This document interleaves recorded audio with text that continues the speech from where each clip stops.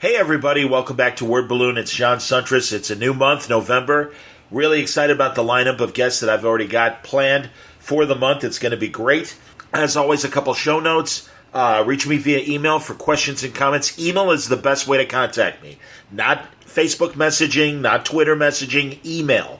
John@wordballoon.com, if you would, please. By all means, follow me on Twitter and, certainly ask me questions via Twitter, and I'm happy to tweet back. Again, it's at John Word Balloon. There's follow me on Facebook under my name, John Suntress, and the Word Balloon Network. And as always, thank you very much for listening to the commercials. They help pay for Word Balloon. Please don't fast forward. It really means a lot. There might be one more commercial before the show gets started, so I ask you to listen to that. Of course, watch my YouTube channel at Word Balloon. It's just Word Balloon, so check it out. Great stuff there, and more great stuff coming for the month of November. One more spot, and then we begin. Thanks a lot for listening. Hey, everybody. Welcome back to Word Balloon, the comic book conversation show. John Suntress here. Did you know it's National Broadcaster, I guess it's National Traffic Broadcaster Appreciation Day? It's a real thing. It technically is November 2nd, but because November 2nd fell on a weekend, they celebrated on Monday. So how about that? I'm a national traffic broadcaster. Crazy. Had no idea. Anyway, who cares? Today's subject is Jeff Lemire. I'm happy to welcome Jeff back. It's been far too long. He's got a brand new book with Phil Hester called Family Tree that he's talking about. He's also talking about his new TKO book with Gabrielle Walta. And we talk about his Black Label projects. The Joker book just came out last week with Andre Sorrentino. That's Joker Killer Smile. And he also has a Question Black Label coming out soon, including Dennis Cowan and Bill Sienkiewicz, who, of course, were the principal artists along with Denny O'Neil on the 80s Question run. Very excited for both books. Killer Smile debuted last week. Fantastic book. Black Hammer it's at a pause right now. It's coming back next year with a brand new arc. We talk about it. And, of course, the Black Hammer Justice League crossover that still has one more issue to go.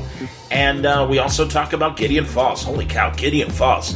Man, if you've been on the ride for Gideon Falls with Sorrentino, it started one place and has gone into a completely different direction. And big fake out, really. I mean, I thought it was going to be a kind of supernatural procedural, and instead it's partly that, but it's a whole lot more. We talk about that and more with Jeff Lemire on today's Word Balloon. Brought to you by the League of Word Balloon listeners, my supporters via Patreon, the subscribers to Word Balloon. You don't have to subscribe to Word Balloon. Word Balloon is free, but if you like what I do, if you appreciate it and want to help out the cause, is Word Balloon worth $1 a month to you?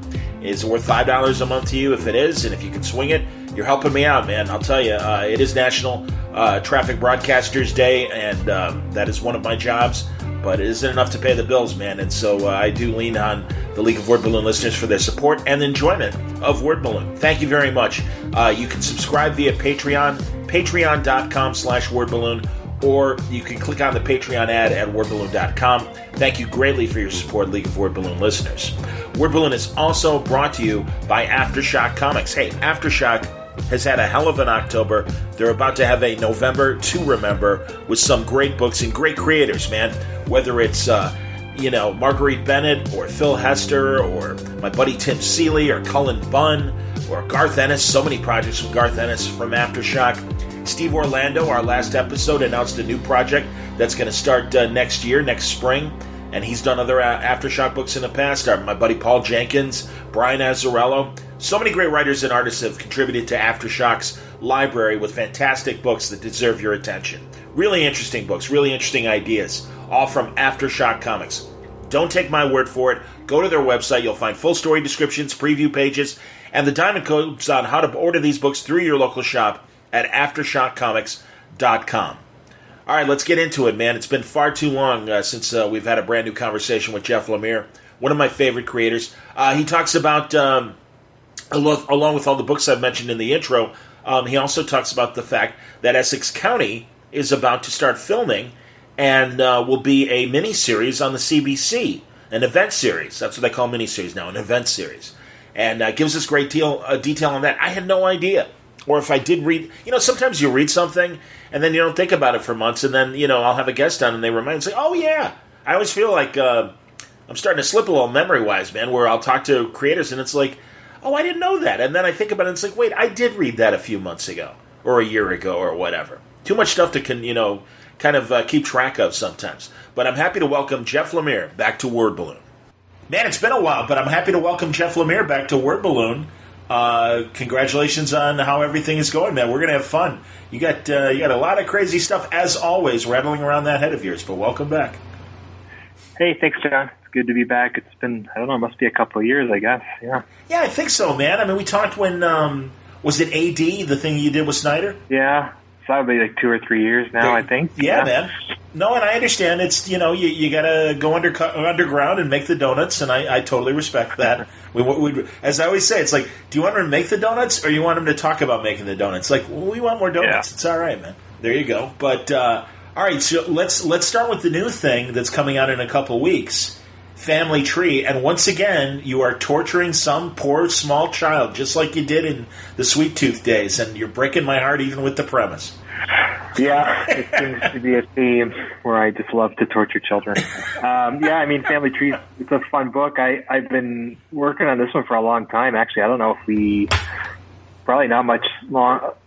Like, if we talked a couple of years ago, 2 or 3 years ago, it's probably been in the works for that long. And this one's taken a while to get going. It's Phil Hester and I have been talking about it and working on it for at least two or 3 years. We announced it a while ago, but I got super busy, and Phil had some family health issues and things, and he was slowed down a little. So we just kind of, rather than launch it and then end up having to take a hiatus or be late, we thought it was best just to wait until we get it really rolling, so that when we do launch, we can keep going. I think it's, especially with creator-owned books, you have to keep them coming out consistently, because if you start being late or whatever, there's just too many other options for people, and it's hard to keep an audience. So 100%. Yeah, we just decided to hold on to it, and now we're finally ready to go. That's excellent, man. No, and it's give them the elevator pitch for Family Tree.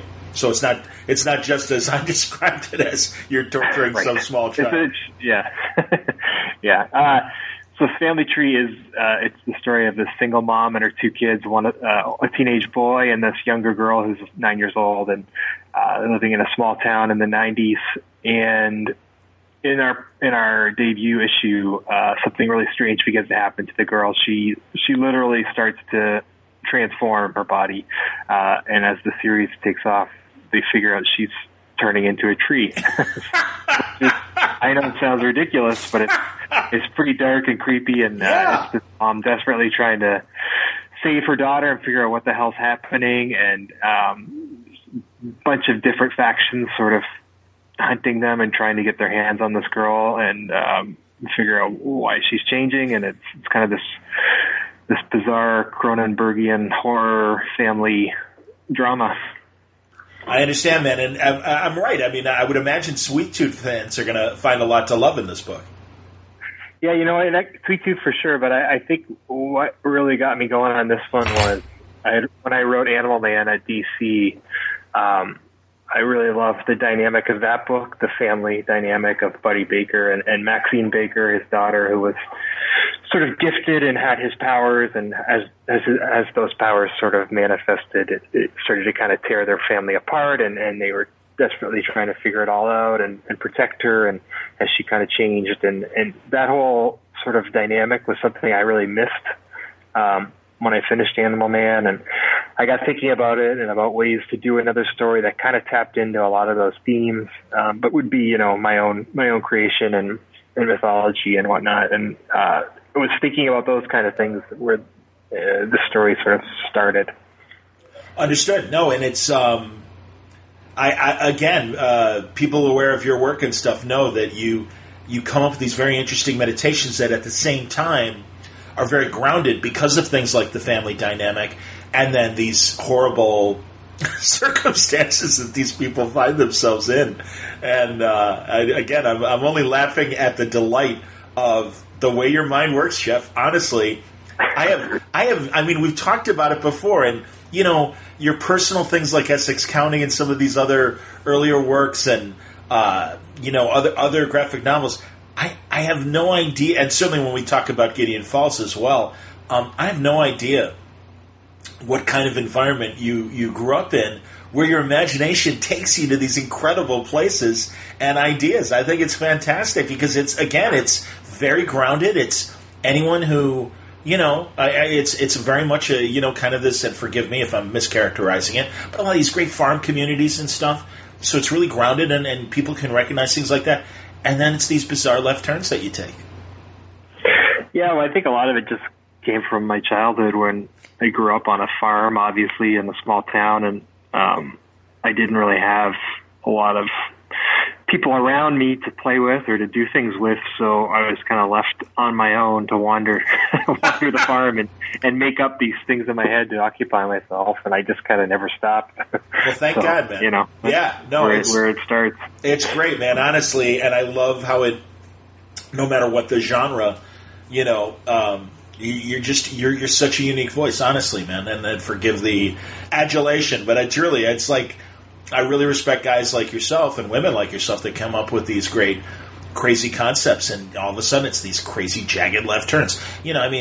I saw you online the other day kind of talking about Royal City and how you'd like to get back to that as well. Yeah. And that's another one that was, a family drama. Yeah, it's got its weirdness to it. Sorry, I'm cutting you off there. Sorry, John. No worries. No. It's all good, buddy. Yeah, I just, that book was something that was really a labor of love. I tried to do... Eric Stevenson and I, Eric from Image, we were talking a few years ago about what I might do next before I did Royal City, and I kind of talked to him about I'd love to get back to doing something close to Essex County that was very grounded and not really a genre-based work, no high concept per se, but just like a family drama. We both became intrigued about trying to do something like that as a monthly comic book rather than a graphic novel, because there's not a lot of that, Yes. Most comics need some, like Family Tree, they need some kind of high concept hook or some genre element, horror, science fiction element to drive them or whatever. And I do a lot of that as well, and I love doing that stuff. I became intrigued by the challenge of trying to do that on a monthly, do like a grounded sort of, I hate the term, but a slice of life book, a monthly comic. Yeah. So that's what Royal City really was, and I had big ambitions for it. And I started off with it, and I think we did 14 issues. But the truth is, I hadn't drawn a monthly book since Sweet Tooth. Since Sweet Tooth, I've drawn a lot of comics, but they were all graphic novels or a limited series where I could kind of take my time to do them and before I started putting them out. So whereas the monthly grind, if once the book starts coming out, it just catches up to you so fast. And when I was doing Sweet Tooth monthly, that was 2009, 2010. Sure, I man. was really writing a lot of other comics for other writers. I was mostly just doing Sweet Tooth, and then near the end of Sweet Tooth, I started writing stuff for DC.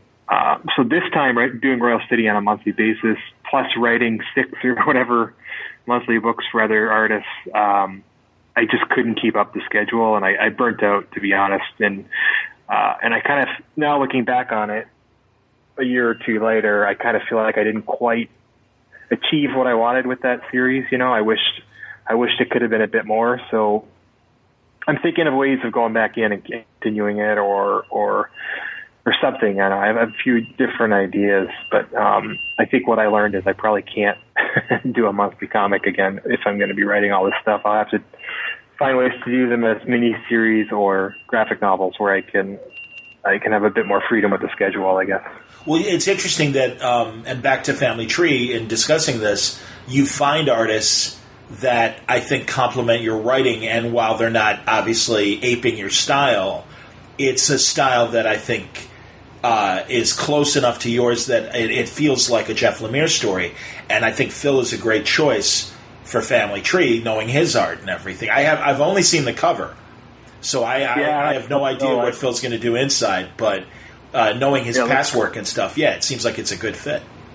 Yeah, I've been a fan of his for a long time. I ironically first saw his stuff on Swamp Thing when I think maybe it was kind of his first gig as far as I know, when he did it with Mark Millar and Grant Morrison. Yep.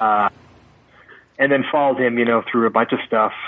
And then he did that book Shipwreck with Warren Ellis 2 or 3 years ago, where I was really struck by that. And that was around the time I was developing Family Tree. And Phil just seemed like a great fit, especially with some of that Swamp Thing stuff he had done for sort of the organic kind of horror stuff I wanted to do with this. It's always good to connect with artists and that you click with. And I've been lucky enough with, Sorrentino now. We've done like 4 or 5. Yes. And Dustin on Descender and Ascender, where we obviously have a real organic back and forth. And so, half the battle of writing comics is just finding the right artist, because it's a visual medium and they're the ones that really make the story work. So I've been lucky to find really, really good collaborators that I feel like I can work with for years to come. And that's a great feeling for sure. Understood, man. And I we'll get to Sorrentino when we're talking about Gideon Falls, but I think Phil kind of fits your kind of that Essex County and Sweet Tooth kind of sensibility. I don't know, and also, and forgive me, I didn't read it. Is it Gabriel Walta that you did a sci-fi thing with recently?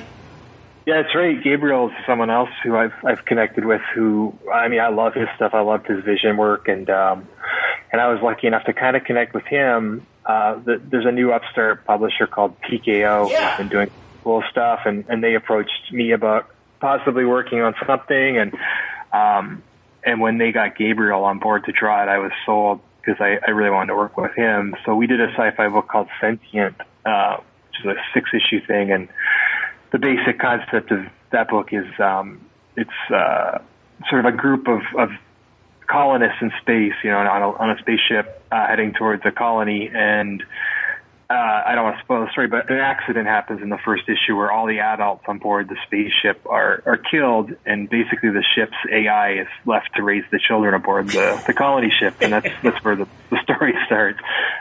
So it's for fans of Descender and Sweet Tooth and a lot of the stuff I've done in the past, I think this one will really hit close to home. And Gabriel's just incredible. He's someone who I hope to continue to work with now as well.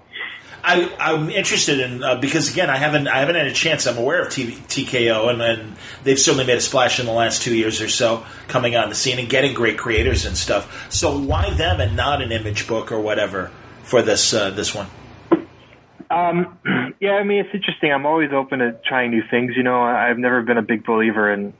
Ever since I was exclusive at DC for a long time, and when I got out of my exclusive, I just felt like I didn't really see the benefit in working for only one company anymore. Where the stage of my career, it's just nice to be open to whatever great opportunities came along, and so I'm already doing I think 3 or 4 Image books, and then this company approached me, and I thought that their release strategy was really unique and interesting, and something that was kind of worth trying, where rather than releasing monthly issues and then a trade, what they actually do is the artist and the writer complete the whole project before they even put it out. So when they do release it, you can get the monthly issues and the trade and everything all at once in one package. And I don't know, it's just an interesting model. Yeah. And I thought it was just something cool to try. And it's nice, in the medium, in the comics industry, it's always good to shake it up a little and try new things. So 100%. I was kind of attracted by that for sure. Do they do digital as well, or is it only physical comics? I'm actually not sure what they're. I'm sure that their stuff will be available digitally. I'm just not sure exactly what platform they're. Okay. They're faithfully figured that out yet. To be honest, I'm not sure. Yeah, because I forget what I saw randomly, and I'm like, oh, I don't know about this. So I went to the TKO page and read the description, and as you say, it was like you can get a box set of the single issues, or you can get the graphic novel. And it's like, that's interesting. Yeah, absolutely. So I got to talk to and when they have an artist like Gabriel, it's hard to say no too. So there was a lot of interesting things, and it really worked out. It was a lot of fun. That's cool, and certainly, man. Again, you're a great sci-fi writer. I love when you delve into that. Well, here's what else? Is there anything else we should say about Family Tree before it comes out? It comes out November 13th, so it's still a couple weeks away.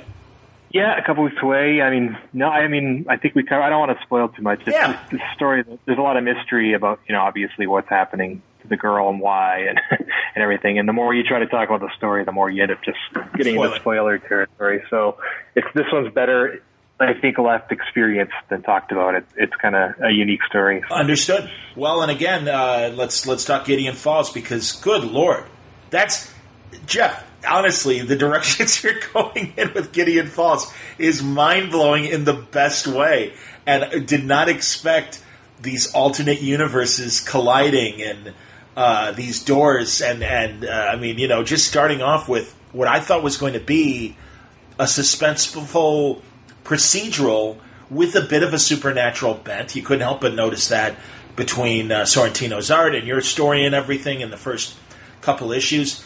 And then again, man, you take us. It's not even a left turn. I don't even know what the hell it is.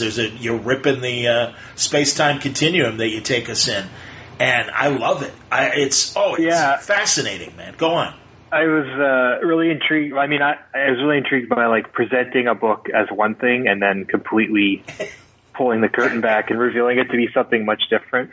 So we presented it as sort of a supernatural, crime book, like you say. Yeah. And I love that stuff too. And that's kind of where the first arc goes. And then, but then I knew all along that it was actually a secretly disguised as a science fiction book as well, and that the story would go into other places. So it was fun to know that was coming, but to not have no one else know that was coming, and see the reactions and see how people have kind of enjoyed it and kind of come along for the ride with us, and then finding new ways to kind of flip the script constantly, but keep it consistent with the mythology we're building, and keep the book reinvigorated has been a fun. But a lot of that comes. Sorrentino too is so inventive.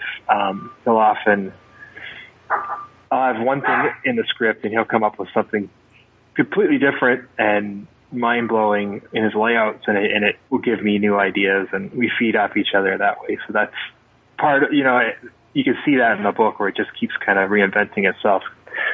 It's sort of happening naturally between he and I when we're doing it. So that's a lot of fun for sure. Yeah, it's absolutely if people don't know and saw the initial solicit for the first arc or the first issue, or if you only read the first couple issues. And I mean, it's kind of got the first arc has that kind of almost the old Fox TV show Millennium.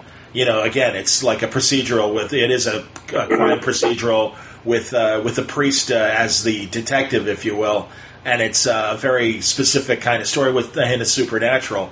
And then all these different worlds and these alternate universes, and I love just the ideas that you're exploring here, and it's just crazy. The one gross thing, and honestly, I'll tell Sorrentino if I ever talk to him, I was the same way with Tony Moore with the Exterminators. I'm like, what's with the bugs, man? That's so gross. Anytime. Get ready, because I just finished writing 3 more scripts. There's many, many bugs. That's great, man. That is my one creep out of no matter what, film, TV, or whatever. Yeah, me it's too. Like, here come the roaches out of the sink. It's like, oh, Jesus Christ, man, that's my worst nightmare. I've lived in apartments like that. Not that bad, but goddamn. Please. Me too. I bet, exactly. We all have, man. We were all in our 20s once. It's all right. But, no, and again, the whole thing of Gideon Falls and the Black Barn and its significance, and the doorways to these alternate universes. And, God, I really hope we spend more time in the totalitarian version of Gideon Falls in one of these alternate universes and stuff. I hope I'm not spoiling too badly by mentioning. Yeah, no. I just wrote the 5th arc. I just finished the 4th arc starting up now, being published, but I'm writing the 5th. Okay. And, yeah, we do in that arc, without spoiling too much. We do start to get a bit of a deeper look at some of the different worlds, which has been a blast to write for sure. That's awesome, man. Jesus Christ, you must be like Hickman. Do you have a crazy, if we were going to go into your writing room and stuff, is there a beautiful mind sort of map with a bunch of pins and yarn and everything, stringing everything together? No, that's just internalized. It's all that's what my brain looks like. Well, and of course plays out as well in the comic as well as the priest or the bishop or whatever he is depending on the era. But as he figures out the story. Fantastic, man. Seriously. Crazy, crazy story that absolutely, as you say, started one direction and completely upended itself. And no, it's been a pleasure reading all the arcs and stuff like that. So and forgive me because in some ways I did catch up and everything, but I believe along with the collections I did read a couple individual issues. So are you midway through the fourth arc or early in the fourth arc? I think I sometimes lose track, to be honest, but I think the first issue of the fourth arc just came out last week, and I'm writing the next one. Yeah, so, yeah. Okay, cool. Yeah, and I did read last week's issue and everything, so excellent. Yeah, no, it's great, man, honestly, and for people who are late to the game, definitely pick up the collections, and it's easy to jump in now. You will not be disappointed. And again, as you say, your work with Sorrentino, and my God, that Green Arrow run was so fantastic. And really, honestly, Jeff, and again, it sounds like I'm blowing smoke up your ass and everything, but with a lot of the misfires of the New 52, your books were always an exception in terms of, no, Jeff knows what he's doing.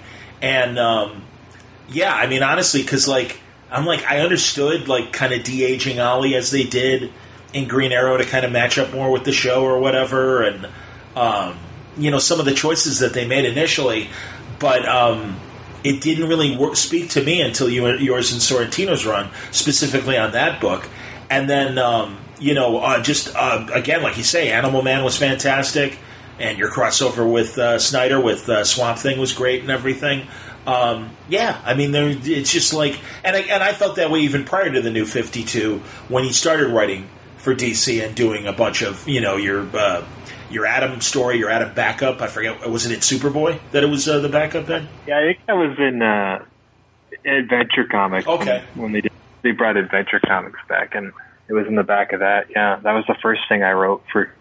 That was the first thing I wrote for anyone that I hadn't drawn myself, actually, that Adam story. Crazy, man. Well, yeah, that, and then you did have a Superboy run as well with Connell. Yeah, and then I did Superboy for a year right before the New 52 kind of kicked in. And then, so that was sort of how I cut my teeth on writing for other artists, and then I kind of got thrown into the fire when the New 52 kind of came, and I suddenly got a couple books, and we were lucky. I think Scott Snyder and I both were lucky in that we were both kind of up and coming writers at DC then, and it could have went in a lot of different directions, but for whatever reason they gave us our freedom to make those books our own, when we did Animal Man and Swamp Thing and then Green Arrow, and I was really kind of able to find my voice as a writer, and in that era, when a lot of the other books were kind of, like you said, floundering and changing direction all the time and sort of looking for it. We just kind of got lucky, I guess, and they let us do our thing. Well, and again, I know you just wrapped up a period recently at DC again. Well, and another thing, we'll talk about it in a second, but I really enjoyed your run on the Terrifics as well. And you seem to get and not that you didn't get the Marvel Universe. I know that there were frustrations to do the Cliff Notes version of when you were maybe working on the X books, but it really felt like with the DC Universe in particular, everything you wrote, man, it was very consistent with the characters. You took them into new directions, and Terrifics was just such a great kind of, hey, we don't have a Fantastic Four. Let's take our. I mean, I don't know how much of it was Dan's concept in terms of let's take our our own DC characters and see if we can make a Fantastic Four, while Marvel was having its publisher issues, and Ike Perlmutter going, I don't want a Fantastic Four book while we're not making money off it like the other movies. The hell with you guys. And I'm paraphrasing. These are all my words. Yeah, but it was a lot of fun for sure. It started off as Dan and I wanted to do a Metamorpho book, and then that's awesome. We were like, well, we love the character, but he'll never work on his own because the sales won't be there. And so, what about putting him in a team? And then it was, well, who else can we throw in there? And it was like, well, you can have Plastic Man, and then I had Metamorpho and Plastic Man, and I was trying to think of what a team with those two could be, and the Terrifics kind of came out of that, and then we started riffing off Fantastic Four in a fun way. And that was good. It was a lot of fun. Throwing Tom Strong in there as well. My God, that was great. Yeah, that was fun. Yeah, and Yeah, and then I'm doing, me and Sorrentino are doing the Joker book now for Black Label. That Yes. I think the first one came out today, so that's been fun. And I'm doing A Question with Dennis Cowan Yes. and Sienkiewicz, which was sort of my fanboy dream book that I somehow manifested. That's fantastic. Now, and shame on me, man. I didn't even think to look if the Joker book as it debuts today. So, what can you tell us about let's start with the Joker book for a second. What can you tell us about the Joker book? Yeah, I mean, it's tough to do a Joker story, is what I learned very quickly, because it's hard to do a good one, because I feel like The Killing Joke was probably the best one, and that character with all the movies and stuff and the new movie and everything else, it's hard to find a hook into a Joker story that feels kind of fresh. And what we kind of settled on was, it started with Sorrentino's first few sketches of the Joker, where he was he looks very realistic. Like, he looks like it's just like a real guy, It doesn't look like a comic book character. And so we knew it would be a very grounded world that the story took place in. And then I started thinking of what Gotham City would be like if it was not a comic book city, but like a real city in our world, what it would look like and feel like. And then I started thinking about Gotham must have suburbs, that are kind of outside of the city. Yeah. Because I live in Toronto, and most of the people that work in the city live outside of the city. They commute in every day. Right. And I started thinking about that, and what are the suburbs of Gotham like, and what are these people who come in? And then I started thinking about a doctor who worked at Arkham, but then went home to the suburbs every night to his family, and what that would be like, and how scary that would be if some of that you started bringing some of that home with him, And Sure. as soon as I thought, and then that was my hook into a story of this guy who's trying to treat the Joker, and then he comes home every night to the suburbs of Gotham to his wife and son, and he thinks he's leaving it all behind, and he's a professional, but it slowly starts to bleed into his world and in really terrifying ways, and the Joker starts to influence this guy, and then that's just the sort of the starting point, and I don't want to spoil where it goes, obviously, but that's kind of the book. So it's a lot of fun, and Sorrentino, of course, is being Sorrentino, so the book looks incredible, and I'm excited where it goes in some, I think, pretty unexpected directions. Is it 6 issues? Is it 5 issues? Is it 12?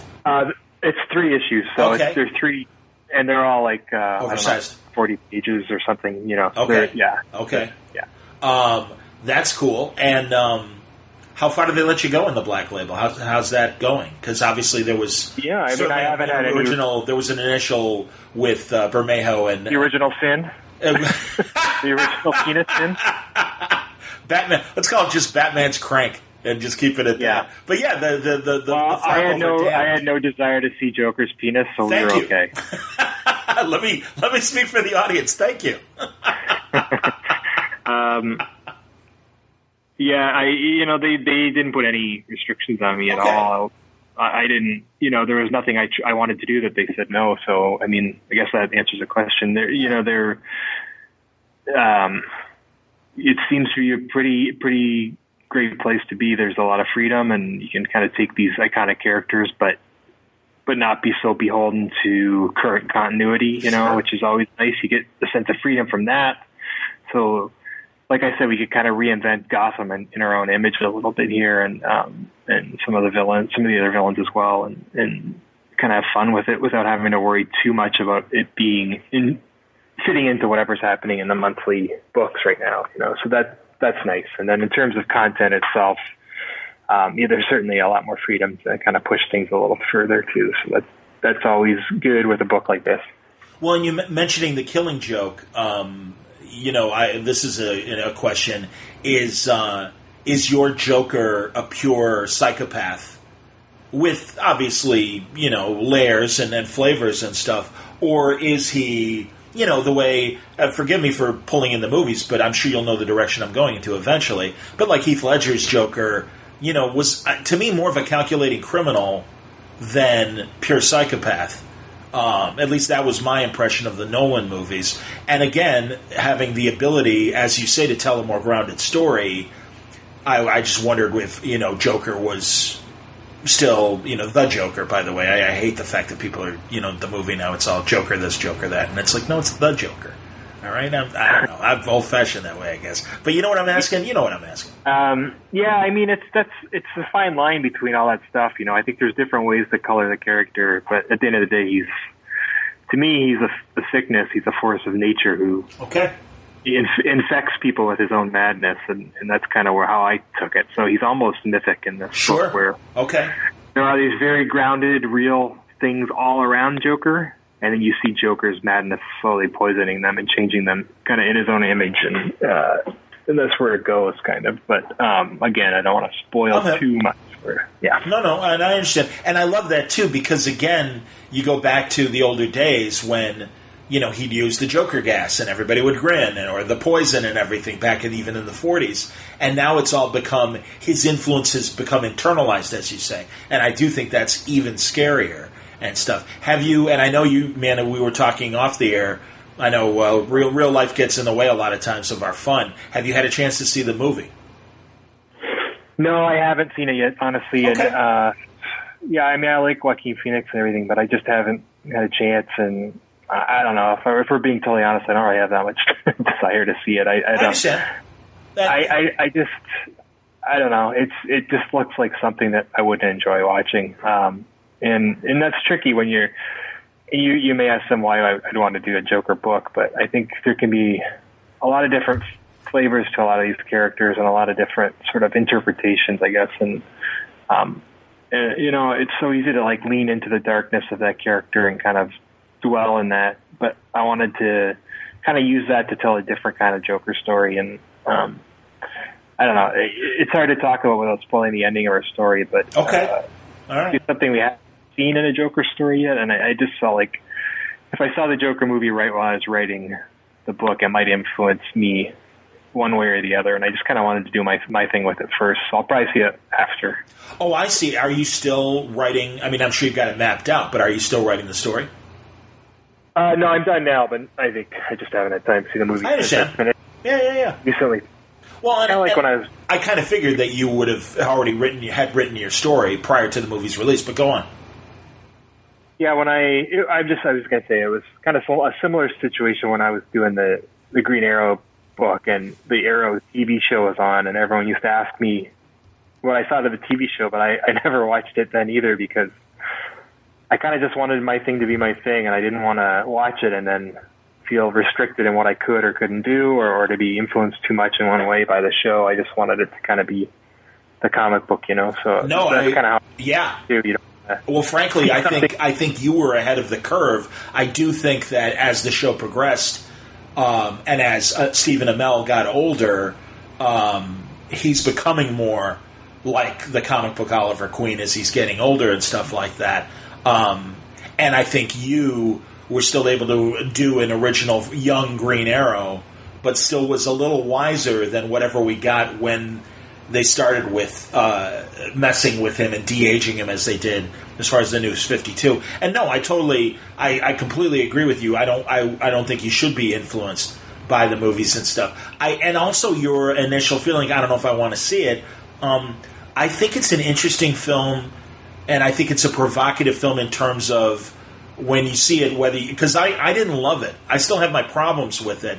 It's still kind of in my head because of the audience reaction to it, and it's interesting from a nerd kind of experiment to watch newbies or people that aren't as invested in the characters as we are see it, because I felt like some of the reasons why I didn't enjoy it as much was I've read too many great Batman Joker stories, and that kind of clouded what I was given in the movie.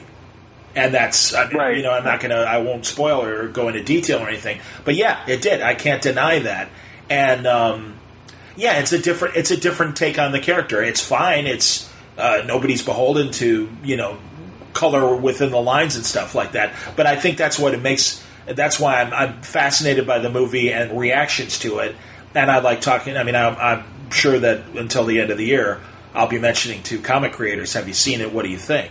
So anyway, moving away from all that, let's talk about the question for a second, because, yeah, man, when I heard you, Dennis, and Sienkiewicz were doing it, God, I mean, as obviously you did as well. Man, when the Denny's were doing this, both Cowan and O'Neill. Good Lord, what a great book! And I've been very fortunate to have some long conversations with Denny O'Neill, and only once with Dennis Cowan, only on a convention panel, and loved talking to him about it as well. But I love that, just that original book, and Vic Sage, and it's so. I think it's so up your alley because you're really great at showing hubs. If it's set in Hub City, I don't even know if it's set in Hub City, but just that urban setting for the question that they laid out.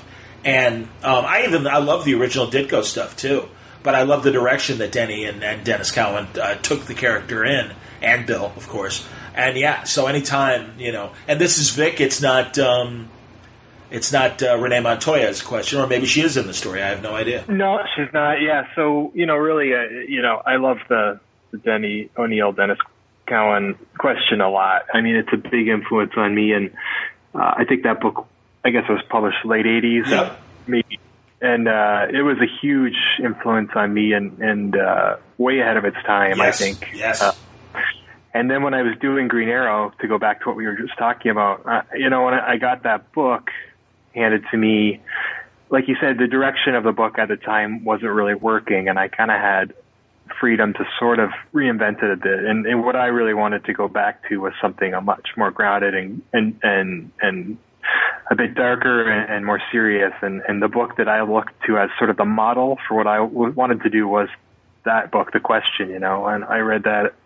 I reread it all then, and I loved it just as much. And Dennis Cowan is, I think, a great artist. And so when, I don't know, a couple of years ago, I guess, I was having a breakfast with Dan DiDio, and we were talking about projects and possible things, and Black Label was on the horizon, and talking about that, and it just came up like, what would you want to do? And I said, my dream book would be to do The Question with Dennis Cowan, and Dan kind of his face lit up, and I guess Dennis had always wanted to return to The Question as well, but they just didn't have the right time or the right story or whatever, so it all kind of came together, and I pitched what I pitched, and really the book I wanted something that felt like a continuation of what they did back then in a lot of ways. Yeah. So it is Vic Sage, and it's Hub City. But you also, it's 30 years later, so you want to, in the way that book spoke about its time a lot, and it was a very, it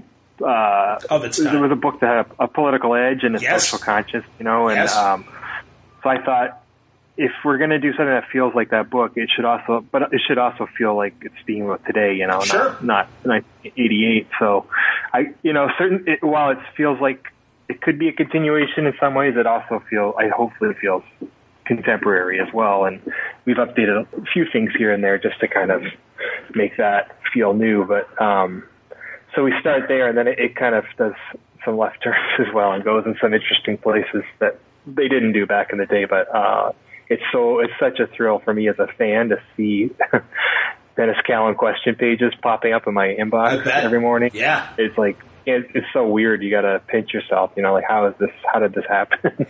But, it's pretty cool. And then to get Bill Sienkiewicz, who inked all the covers back in there, and to come in and do all the interiors with Dennis, it's just, I don't know, it's crazy, man. This is like a book I just, as a fan, just wanted to exist so I could read it, and here it is. So it's really cool. When is it coming out? I think that one's November as well. Oh, excellent! Wow, goddamn, that's great, man. yeah, it's that one's 4 issues, and I think they're all, I don't know if they're 40 pages, 48 pages each. So it's a pretty big project. It's really fun. Oh, that's so great to hear, man. And and forgive me, I'm going to ask about characters from the old days and stuff. Is Myra in there? Is Izzy in there? Is Todd in there? Many of the characters are in there. Yeah. Wonderful.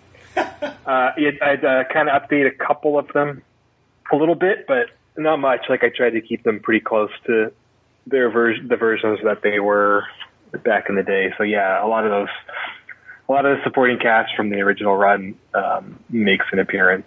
That's great, man. And then just like Gotham, I really think that, and it makes sense because, of course, Denny, O'Neill, kind of pulling the strings from a writing standpoint and stuff. Hub City was such a fascinating new city when it debuted in the 80s when they were doing this book. I mean, God, I'm sure it was college when I was reading this. So, yeah, mid-80s, like 84, 85, somewhere in there, man. And, it was, and then, Denny's, are you going to have a recommended reading? I hate to. Yeah, I don't think so. I think, if people want to go back and read the old stuff, that's awesome, but you don't have to. I think you try to write it in a way where. Oh yeah, but I meant like in the letter page, Denny would always have like, oh, by the way, read Zen and the Art of Motorcycle Repair. Oh yeah. So no, we don't have letters. All right, I can't help it, man. But that was the thing; it was the whole experience. No, that's great, and honestly, I loved what Bendis has been doing lately in the DC universe proper with the character in Leviathan and stuff like that. I liked Tommy Lee Edwards'. I can't remember if it was a miniseries or a graphic novel. And I liked what Greg and Cully Hamner did, making Renee a woman and a younger Question. But it's like, I don't know, man. It's so Vic. And, is he... Again, I don't want spoilers. Is he paranoid? Because I never... in the O'Neill run, the paranoia thing, I like it. It fits the character. And I like the lean-ins to that side of Vic Sage and stuff. But I never originally, again, it was more purely he was an investigator, and he, that's the question. What am I exploring here and stuff? So yeah, well, in the original run, it kind of worked where, the way I always read it was the first issue or two. It was sort of the Ditko Question, where he was sort of this paranoid conspiracy guy, and he saw the world in black and white, good and evil. The Rorschach kind of thing, and then. I believe it was his first or second issue. He almost dies, or pretty much dies, and then he's kind of brought back by, I think it's Richard Dragon. That's right. I love Richard Dragon. Kind of reinvents himself as this kind of Zen, martial arts investigator guy who's kind of the opposite of that, And I always thought that was really interesting, and that spoke to the times back then, So I play with that a bit in our series as well. Great. Where you see him kind of go on that journey a bit from seeing the world one way when the series starts to seeing it a different way at the end. Excellent. And I had some fun with all that stuff. That's fantastic, man. No, when it was announced, I was very excited, and I'm like, oh no, these are the guys to do it. That's terrific. So wonderful to hear, and very excited, man. No, a couple weeks away, we'll be getting some great question stuff from you, Sienkiewicz, and Cowan. I'm thrilled about all of that. So and of course, you've also been playing with the Justice League and your Black Hammer characters, and I've really enjoyed the crossover. Because what I love about it, I mean, the Black Hammer characters are always consistent, but it's great to see them suddenly having to be superheroes in the DC universe. But this swapping of the Justice League dealing with the purgatory of the Black Hammer farm and community, and the DC, and then the Hammer heroes in the DC universe. But it's really the fun of the story is watching, Bruce in the barn tinkering, and everybody, the Justice League dealing with the boring life of purgatory that they're stuck in, and also that idea that they don't realize that they think they've been there forever initially. And it's a great story. No, it's fantastic. Great juxtaposition. Go on. That was super fun to do. It's still kind of surprised that book exists. Totally, man. Yeah. So did they come to you? How did it happen? Yeah, it was weird. DC approached Dark Horse, I guess, and they asked me about it. So yeah, it was a surprise, and obviously I went for it. I'm so familiar with the DCU, obviously from writing in it for years, and I'm a DC kid, so I love the characters, and then I kind of went off and built my own superhero universe at Dark Horse, and then they want to cross over, so that it was again a little fanboy dream come true with that book, and Michael Walsh really did a great job coloring it and drawing it, and just mixing it up, mashing it up, and just trying to write a really fun superhero crossover book that really leaned into all the things that those things can be that I loved when I was a kid. It was a blast. Very funny, man. There's still one more issue to go, right? Yeah, I think so. I think the 5th one's forthcoming. Yeah, maybe in a couple of weeks. No, it's hilarious, and I love. And forgive me, Matt or Jeff. I forget sometimes characters' names and stuff. So from Black Hammer and stuff, is it Dr. Weird? Is he the? Colonel Weird. Colonel Weird, excuse me. Okay. Colonel Weird with the Green Lanterns. Hilarious. Very, very funny. Yeah. Absolutely. I love that character. Yeah, and Jon Stewart just trying to help him out and figure him out and everything. Very, very funny. And, of course, what's her name? The elderly lady trapped in the child. Yes, Golden Gale. Golden Gale, yes. My God, and her with Aquaman. How you doing, man? She's a big fan of the Aquaman. Okay, I can't be alone in the room with her. And it's those kinds of asides. That's the thing, man. The Black Hammer guys could come in and totally fuck with the Justice League and be the honest characters that they are, and they're dealing with the DC gods, basically. And it's just like, who are these people? They're very weird. Yeah, they have no reverence for the universe. Of course not. Yeah, and of course, too, because of who they are. And it's like, yeah, superhero schmiro. We've done this. You don't impress us. It's great, man. It's very, very funny. And really, it's a terrific crossover. And sometimes, when they cross Batman with the Turtles or whatever, I'm like, yeah, whatever. That's fine. That's for another audience. That's not for me. But when I heard about this crossover, I'm like, oh, no, I'll definitely check it out. And I kind of waited because I wanted to... know that we were going to set up a talk, and then I bought all the back issues and everything, caught up with the issue 4, the last issue that came out. And, goddamn, funny as hell, man. And no, it really is. And again, all these characters, so you kind of have their voices right. Again, the much maligned, and I've mentioned it in a couple of recent episodes lately, Archie versus the Punisher is the most misunderstood genius comic book. Because it's like, no, it's supposed to be weird. And are you kidding? Of course it's are you kidding?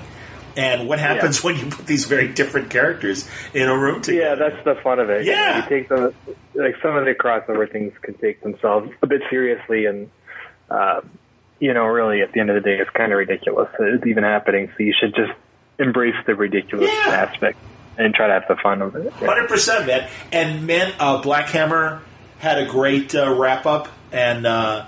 really enjoyed where you went with it. Well, and again, you're leaving the door open, right? We could be back. Oh, we're definitely back. Yeah, it's not the end. Okay. We got a lot planned.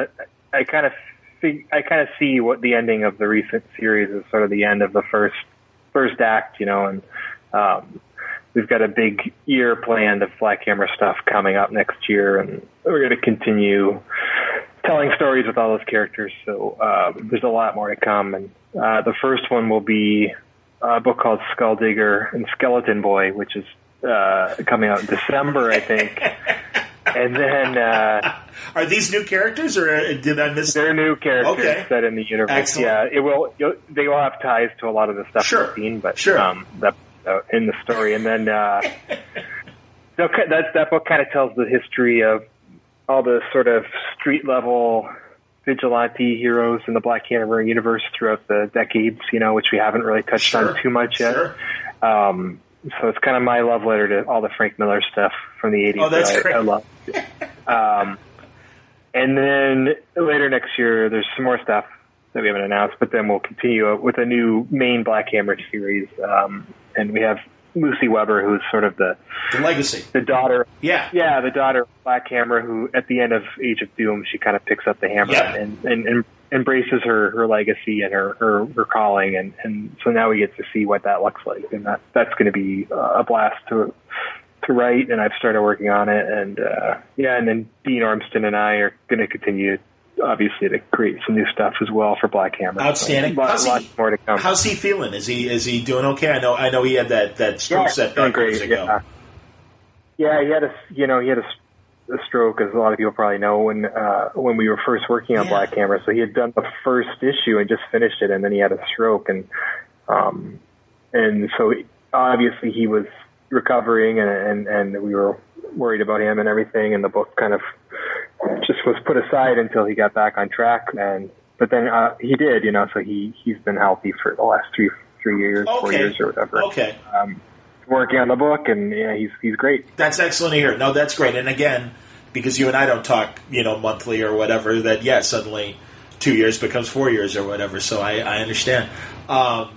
Well, and again, I don't want you to spoil the original characters of the Golden Age team.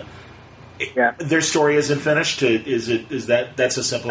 Some of their stories are finished and some are not. Okay. And, okay. Kind of leave it at that. Yeah, Yeah. some of those characters are definitely finished, but the thing with them is that they have this whole history that spans back to the Golden Age, so you can still right.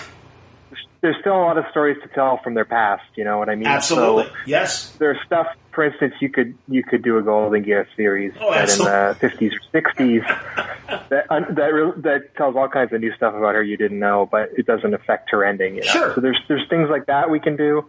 And then there's other characters like Colonel Weird and Madame Dragonfly who their story is definitely not done in the present as well. Excellent. That's great to hear. There's opportunities to go all over the place with those. Outstanding, man. Well, and isn't it ironic? And maybe this was this was related, but I think back again to the New 52 when you had to kind of.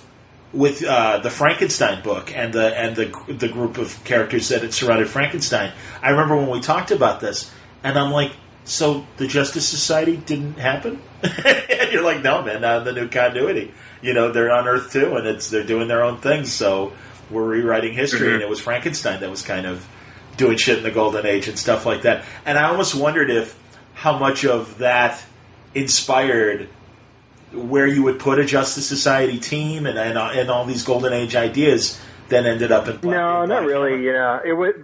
Black Hammer didn't come out of that. Okay. I think honestly, Black Hammer. I came up with that idea back in like 2007 or 8 before I did anything at DC. So it was kind of just going to be my love letter to comics and to superheroes because I never thought back then when I was doing like Essex County and things like that, I never thought I would get a chance to do, superhero comics for real, quote unquote. And so this was my kind of indie love letter to superheroes. And each of the characters kind of represented a different era of superhero history that I loved. You had some Golden Age characters, some Silver Age characters and stuff. And then cut to 2014 or 15 when I had worked for DC and Marvel a lot and kind of wanted to go back to that idea. So yeah, it came about long before all the New 52. I understand. Okay, and I certainly I don't want to get you in trouble from litigation. Hey, wait a minute. He came up with that with DC stuff. No. Hold on a second. We own this. No, never. Well, that's good to hear. And no, man, it truly again, it's that there's this, and truly this is kind of in the center of a lot of your books that there is this like dealing with. I don't know, a mundane existence or same old. There's that subtext, it feels like, in a lot of your characters that are just kind of, sometimes they're frustrated because they're going through the motions and everything. Well, I think it's just more of even though you get, whether it's a horror book or a sci-fi book or a superhero book like Black Hammer, and some of the situations and circumstances may be extraordinary or fantastic, I think you always have to ground them in real human beings, as much as you can, and for it to resonate, and for those extraordinary things to have something to be contrasted with. So I think it just comes from that, me just trying to make the characters real people and make them deal with some of the shit we all deal with on a daily basis, and so that you can relate to them, and they're not just gods and stuff. So it probably comes from that, and then you use the whatever genre elements, whether it's horror or sci-fi or superheroes or whatever, but those things almost become big metaphors to explore all kinds of stuff that we all face, in life. And I don't know, that's how I usually approach things. It's always the characters first, and then the genre stuff has to kind of be the canvas, but the stories have to be smaller and more human, I understand. What now you mentioned Dustin and Descender and Ascender and everything. Where's that story at right now? Yeah, so we just wrapped the first arc, and I think the trade came out today, and then I think so the second arc is either just out or coming out this week or something. I don't look at the schedule. I understand. Starting the second arc anyway, and it's going great. We're having a lot of fun.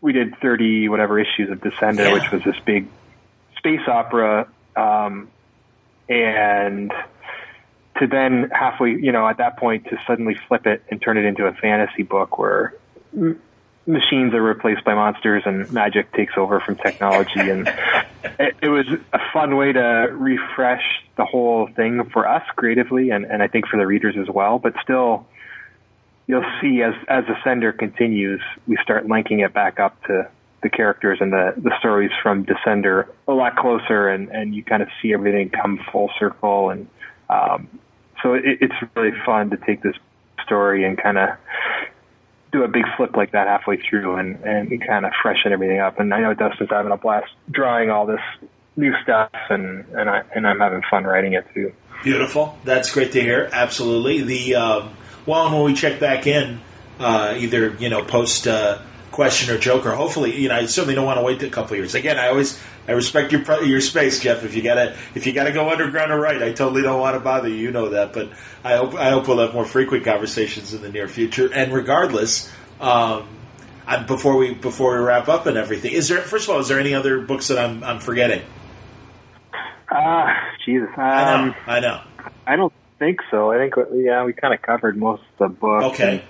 And, the last year or so has been particularly busy because I've been trying to juggle all the comics, but also doing a lot of TV stuff too with my books. So it's been I don't know how much you can tell us about what's going on.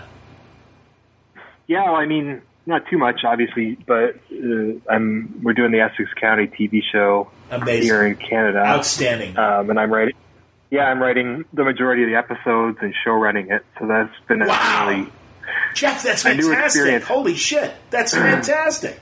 Yeah.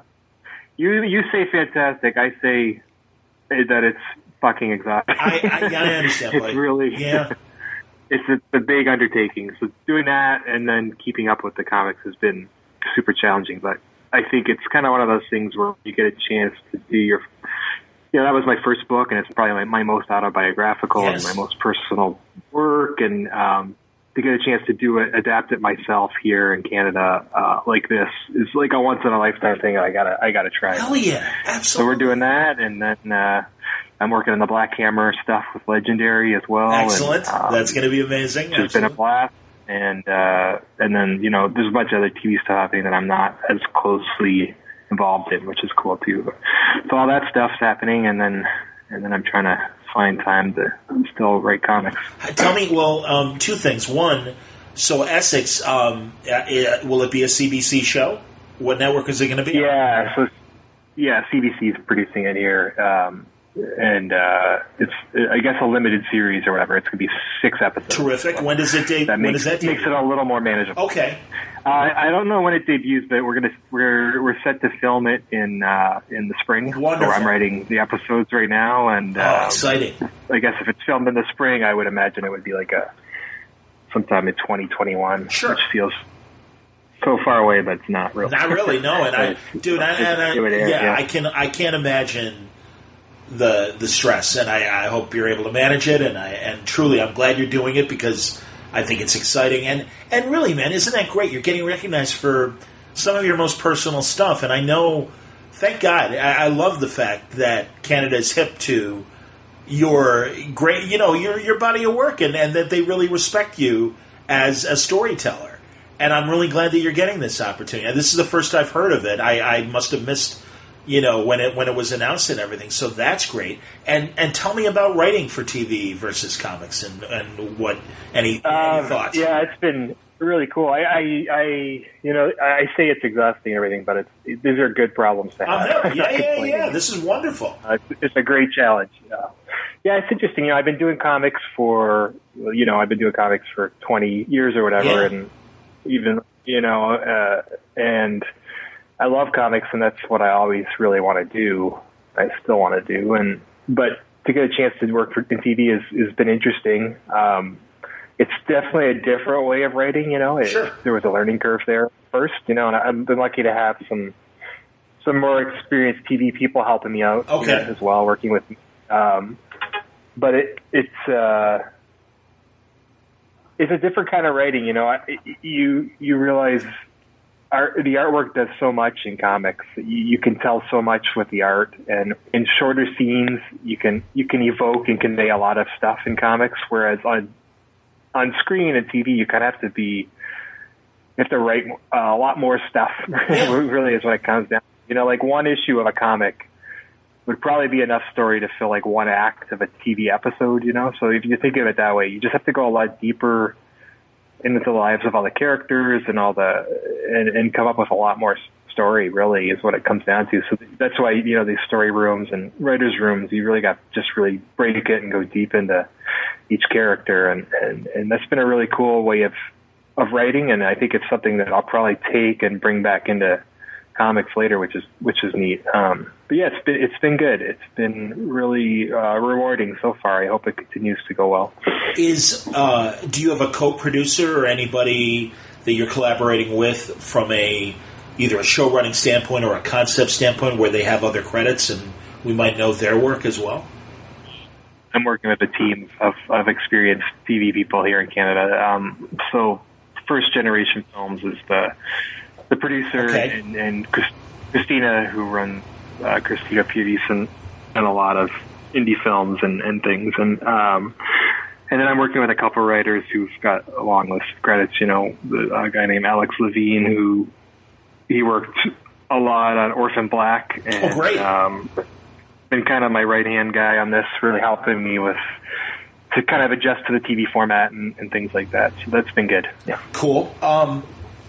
And I'm interested in the big picture in terms of an Essex County television series versus a movie, because I keep making the argument, and we don't have to go into the nonsense of Scorsese versus the Marvel Cinematic Universe, but it seems to me that as far as the bigger picture goes, the mid-budget film of Hollywood has morphed into the miniseries or even longer series on streaming and cable as well. And I think that's kind of where the game has moved as far as that goes. I don't think that's the same problem in other countries. I think Canada still makes good mid-size and small movies. I think other countries do as well.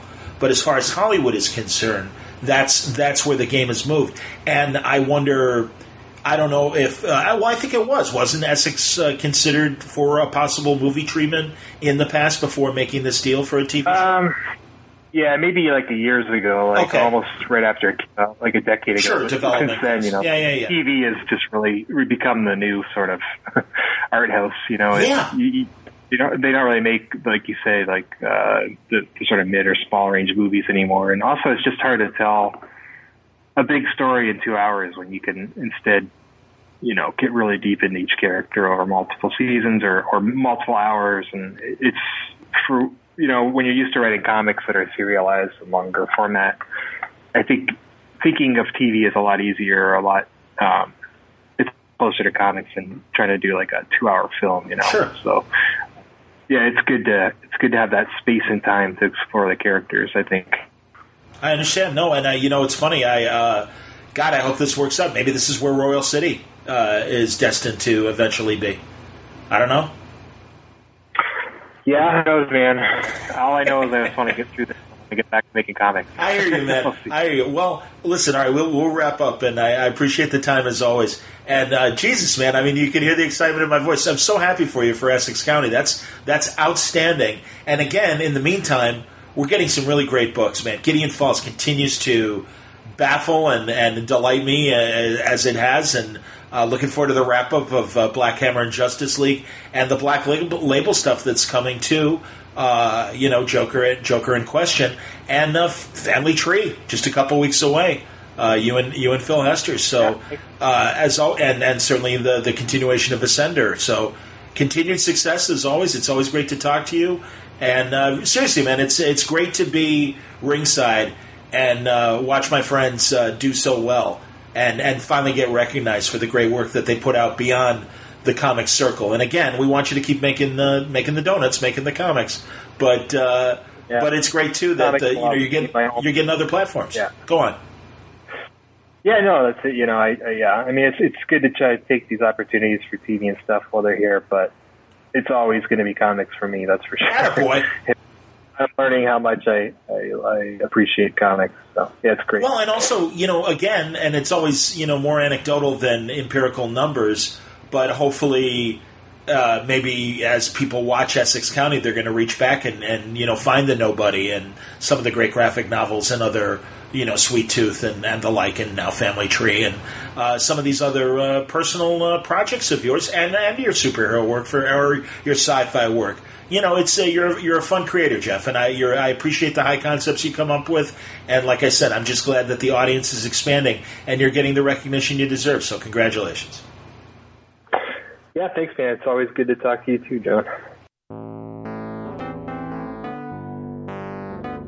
There we go, wrapping up a new talk with Jeff Lemire. Always happy to welcome him back. I miss that guy. I haven't seen him at conventions in a while, and as he said, he's been too busy to go to conventions. I hope to see him face-to-face real soon. He's one of my favorite creators out there. I hope you enjoyed this episode of Word Balloon, all brought to you by the League of Word Balloon listeners via Patreon. Patreon is where people can subscribe and help Word Balloon out.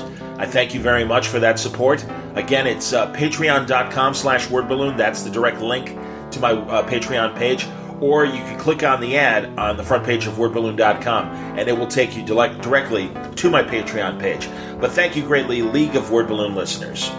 Word Balloon also brought to you by Aftershock Comics. It's been a year of sponsorship with Aftershock, and it's been greatly appreciated, man. And I've really been enjoying a lot of their books, whether it's The Last Space Race, or You Are Obsolete, or Night Temporal, Animosity, Baby Teeth, Donny Cates' great book, Stronghold, Phil Hester and Ryan Kelly, Dark Red, Tim Seeley, Juan Doe's great book, Bad Reception, and of course his work with Cullen Bunn on Dark Arc, and they're back on Dark Arc with a brand new story arc beginning. It began last month. So many terrific titles from Aftershock Comics that go beyond the usual DC and Marvel fare. And I really think you should go over there and check out their website and find a book that fits your tastes. You'll find full story descriptions, preview pages, and the diamond codes on their books, how to order them through your local shop at AftershockComics.com. Thanks again for listening to Word Balloon. It's going to be a great November. We got great guests lined up already, great interviews already in the can waiting to be released. Very excited about some of the conversations I had at the end of the month that I can present now that it's okay. And really happy to share all these for you this November. Until next time, Word Balloon is a copyright feature of Shaky Productions, copyright 2019.